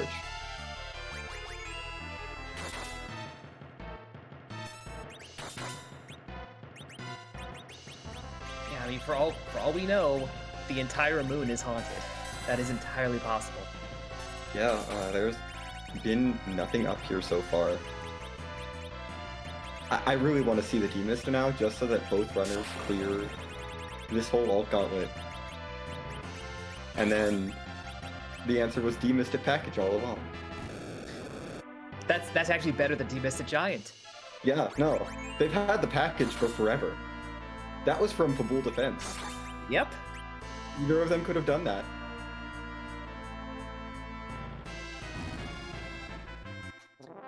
But DK does get through the Gomez fight.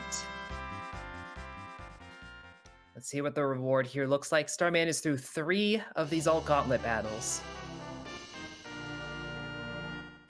A Dragon Whip for defeating Gomez. Oh my goodness, that's not what you want to see. And our value has... The options are shrinking. There is one more Lunar Altar that can bail DarkKobold out.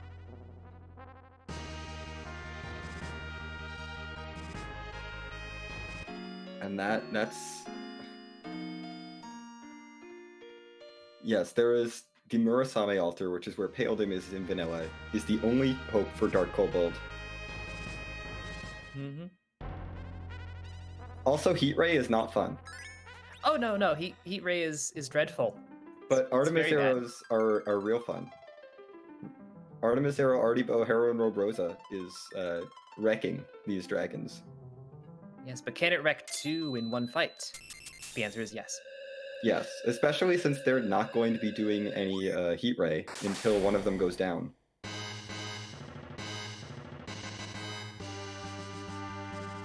And Dragoon Armor does not care about the dragon's punchiness.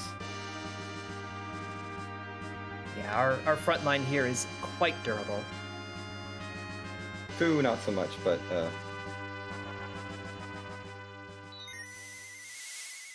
If he wanted to be more durable, he learned how to wear heavy armor. Yeah.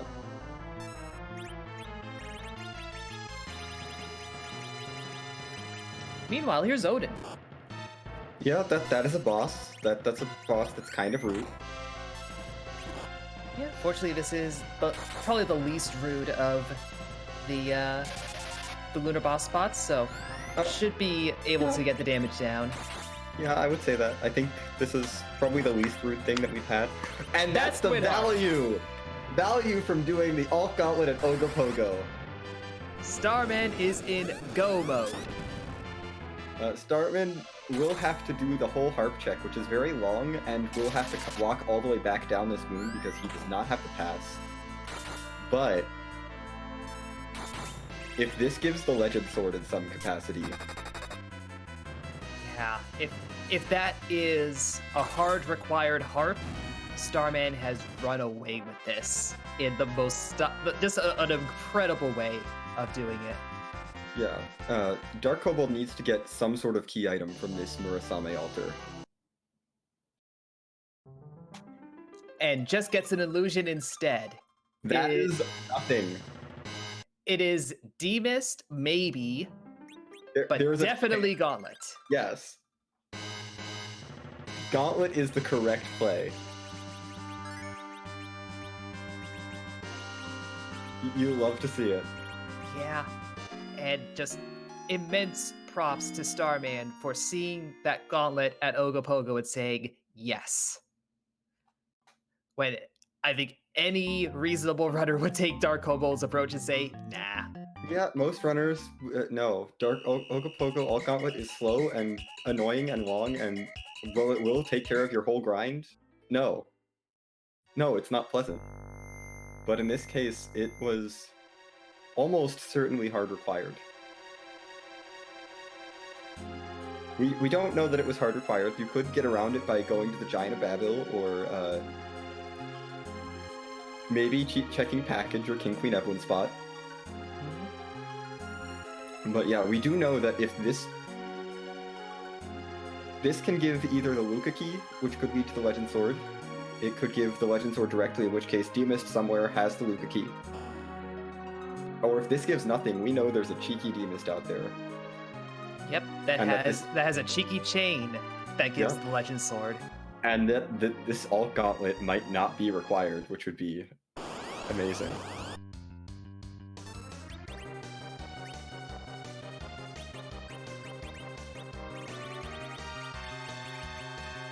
Anyway, there is a reason why we have been talking about how much we wanted to have this Twin Harp check happen, and that is the randomized music that our Spoony Bard is going to be playing for us soon. So once this cutscene is over, we will be shutting up and letting y'all listen to the wonderful tunes that Edward will play.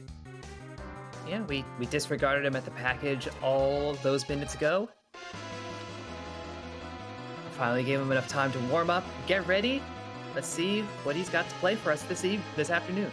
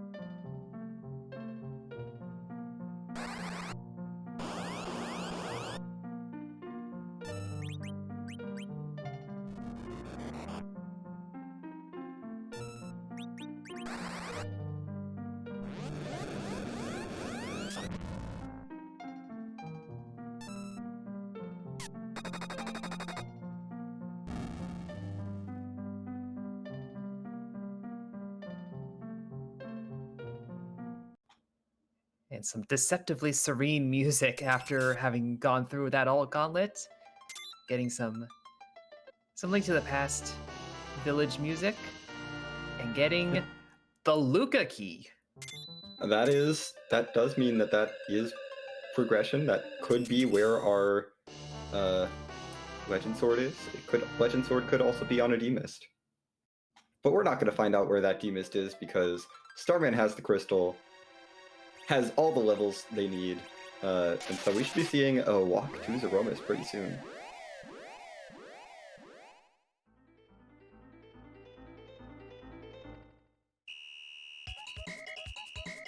Well, DarkKobold is plowing through this alt gauntlet, making his way through, but yeah, this is notorious for a reason. Yeah, this gauntlet is definitely a thing.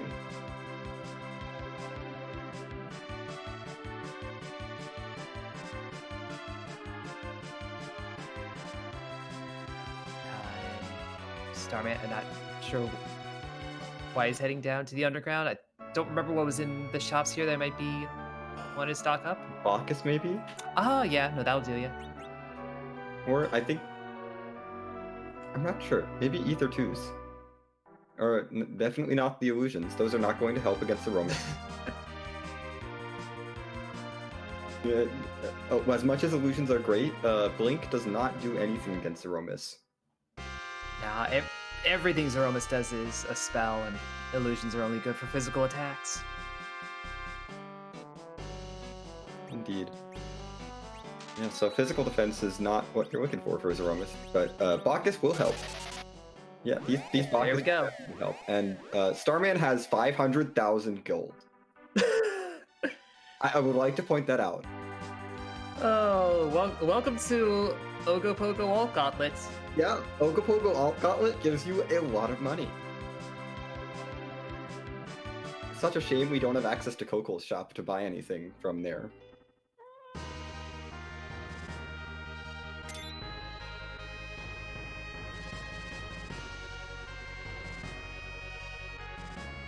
But yes, that is... We have money on these flags. It's a miracle. For once, the runners are not broke.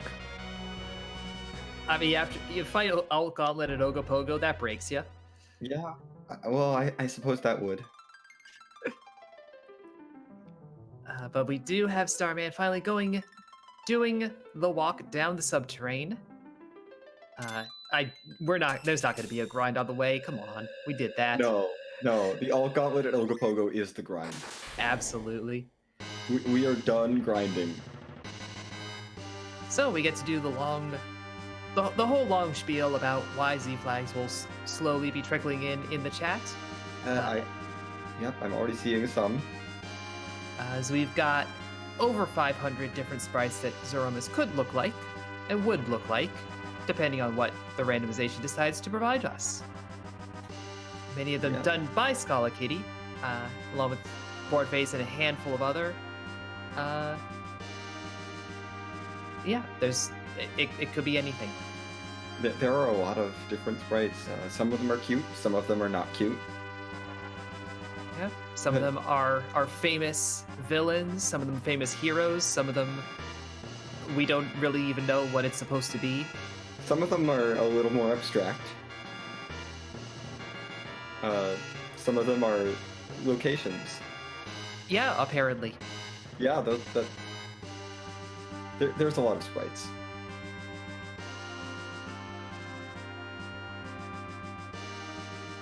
As Starman making their way into the lower depths of the subterrane, we're about to find out whose butt we're going to kick. Yeah. Well, it's a little early to think about asking the question that we usually ask. We're just now getting into the Crystal Palace.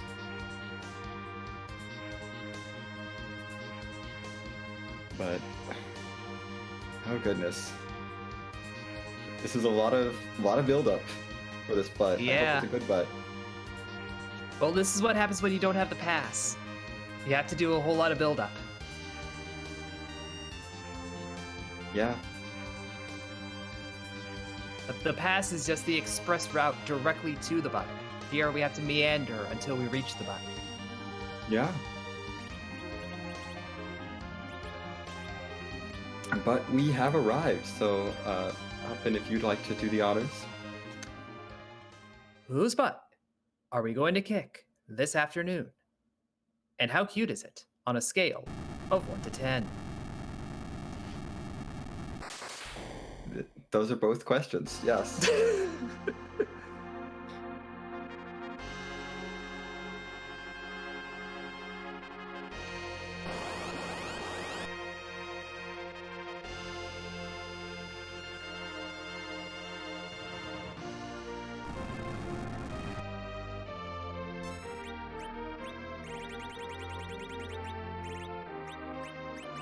But looking at these HP values, that is almost 4,000 hit points on Cecil. I don't think this is going to be a challenge. Nah, not at all. Rosa has 3,000 hit points. This is fine.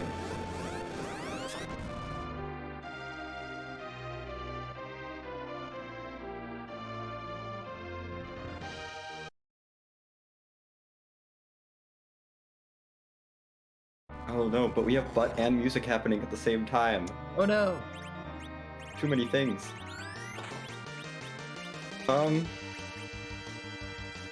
That's a butt. It's not a bad one. Yeah, I don't know if I would call it cute. Yeah, it's, I don't know, mid-tier cute. Yeah, that's like a little bit cute, but it's not like cute, you know? Yeah. It's like maybe a 4 on the cuteness scale. Like, it's not not cute, but it's like, it's not particularly cute. Yeah, but like a lot of stuff from Hollow Knight, which this is the Radiant from Hollow Knight. The art style, it's an endearing art style. Makes bugs cute and adorable. It definitely is not, it's definitely cuter than certain Z-sprites. Yeah. Also, look at the damage. We're not going to be seeing this for very long. Yeah, I don't think so.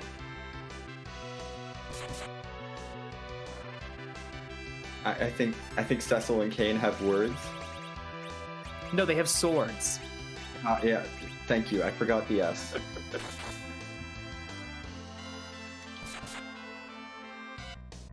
Rosa also has some arrows.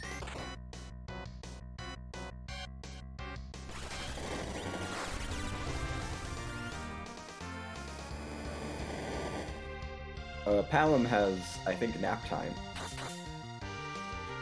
Nope, that first Big Bang was sufficiently nerfed. Oh, no, it's not Palom's nap time yet. We get,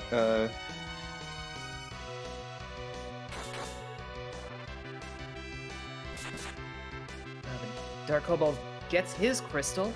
Again, with that pass, you have a little bit faster time to get to Zeromus, but I feel like these fights are going to go so quickly that might already be too late. yeah.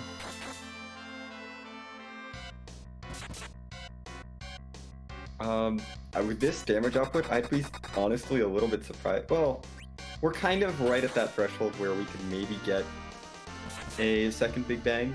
Although I think Rose is putting out enough damage, supplemental damage, that's like 3k. Mm-hmm. We could very easily skip the second Big Bang here.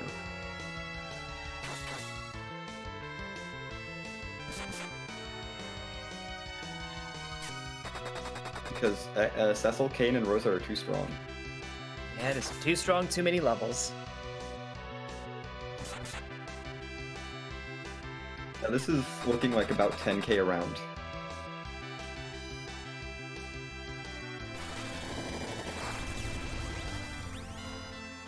Oh, nope, that is a second Big Bang. Yeah. Everyone should be fine. Yeah, it's not nerfed, but HP nerfs it, so... Well, except Palom. Palom is not fine. Palom did his job. Yeah, the Big Bang can't do any more than 2,400 damage, so no one else was in danger, but that is it. No rocks. Just done. GG's to Starman, our winner of this race, finishing in first place with a time of 1 hour, 43 minutes, and 43 seconds. And bringing this overall matchup to 1-1.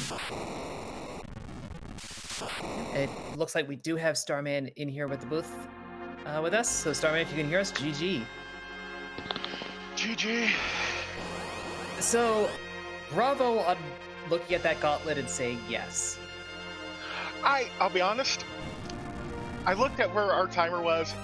We're at like 1:30. No one's done. I was taking that gauntlet.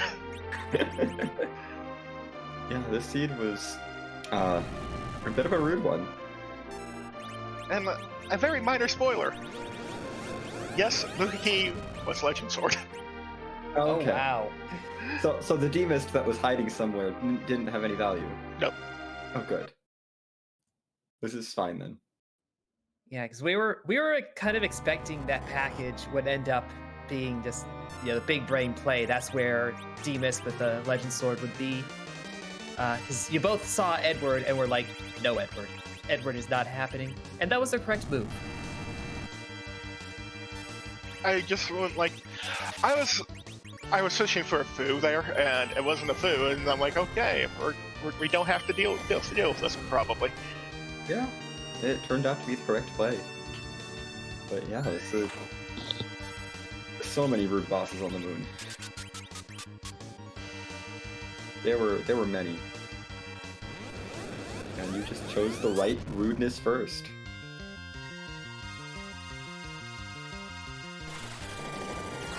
Yeah, but like up until that point, it was fairly linear. Was it feeling really linear as you were going through it? Kind of. Everything just led to bottlenecks. Yeah. Yeah, we did have that unfortunate thing where everything just kind of bottlenecked you through Baron Inn, I think, to get underground. And then everything got bottlenecked through that Fey March, getting to the moon. And it was a lot of check parity on your side. It was, but you were running pretty consistently, just a tiny bit behind DarkKobold. Maybe a minute or two. I figured that I was figuring like that early, like having to reset on a server was costly. Yeah, just that's probably that's honestly most of where the time difference was. You did make back a bit of time with that Sylph summon, because DarkKobold never picked that up. And my main issue there was like for whatever reason, Kane decided to low roll and did not kill Asura when I thought he was going to. Yeah, Kane will do that at low levels. Yeah, it turns out he likes to betray you. Who knew? Yeah, who could have guessed? I'm like, Kane, betray? These are words that I have never associated with each other before. Oh, we are now seeing on the restream. Yep, that's where the Legend Sword is. So We have confirmation. very, very good play to dive on that gauntlet. Just going full steam ahead, and you know, it I dare say it won you the race here. Having that bit of grind ahead of it made sure you could handle it, but that decision making really paid out. And my play is like very deliberate of how much I killed for my grind. It's like, okay, I know I have an hourglass sitting in my back pocket. I can take like a couple mages and go down, eat like some dragons because I have these harmless arrows and roses. Might as well use them, and went from there. What did you think about the free fight in the Riven Room right after that, though? I would like Fu to not miss the first cast of stone every time. Yeah, we saw that. That was not ideal. Not being able to get through the Baron guards quickly was not ideal. Those Baron guards were the nicest thing on that moon. By a long shot. You managed to avoid the Odin and Golbez that were further up the moon. I'm going to get where was Golbez at? Crystal Sword Altar. Not the worst. Yeah, not terrible, just slow. There was a Leviathan in Cape Bahamut, which was fairly nice, but other than that, that moon was not nice. So yeah, this ties up the series. How are you feeling going into the deciding Second game? Yeah. I feel okay. As long as I don't get some very rude RNG on that stay Kane jump. Yeah, we're fine. I'm not bitter or anything. Well, yeah, I mean, you held your own. You wouldn't have won if you couldn't hold your own.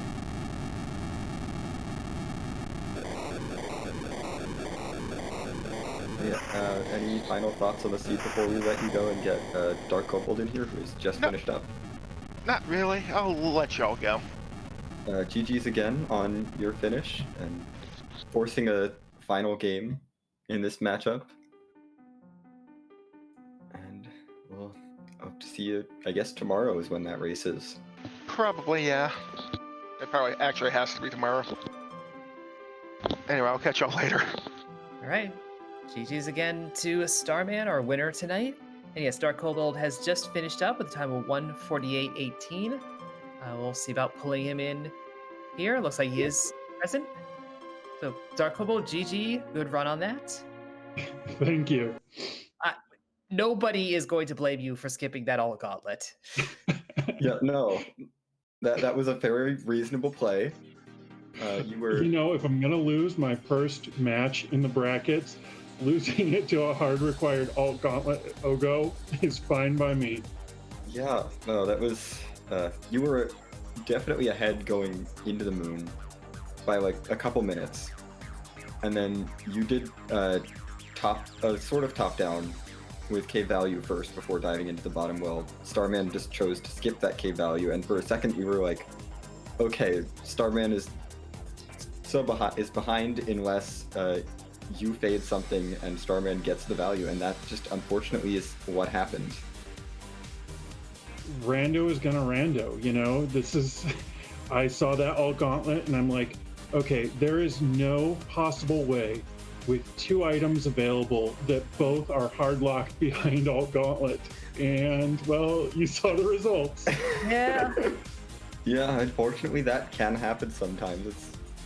But I mean, would you sit through that gauntlet not knowing? No.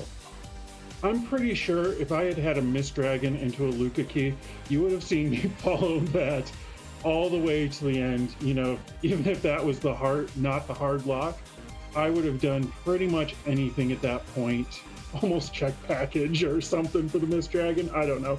I was not feeling that alt gauntlet. Yeah, I mean, we were honestly expecting a cheeky D-Mist somewhere that was, probably going to disappoint both of you, but that just wound up not being the case. Like, we don't know where D-Mist is. Had nothing. Yeah, I mean, it's just, and that's kind of the decisions you make sometimes, right? Like, Starman is like, I'm just going to take this fight, even though it's going to burn through minutes of time, and that won him the game. So, good for him, right? Yeah. And a lot of that just had to do with the fact that Starman had done a bit of grinding on the way down the lunar subterrane, and so had a lot of extra levels and felt comfortable taking on those fights. I think I felt comfortable. I mean, I done the 400,000 XP guard fight, and Yeah, was that feeling was- pretty good about that. That was basically your entire grind. Yeah. But then it was just like, okay, this is going to put me so over level. And then, of course, what's at Wyvern Spot other than another giant time waster?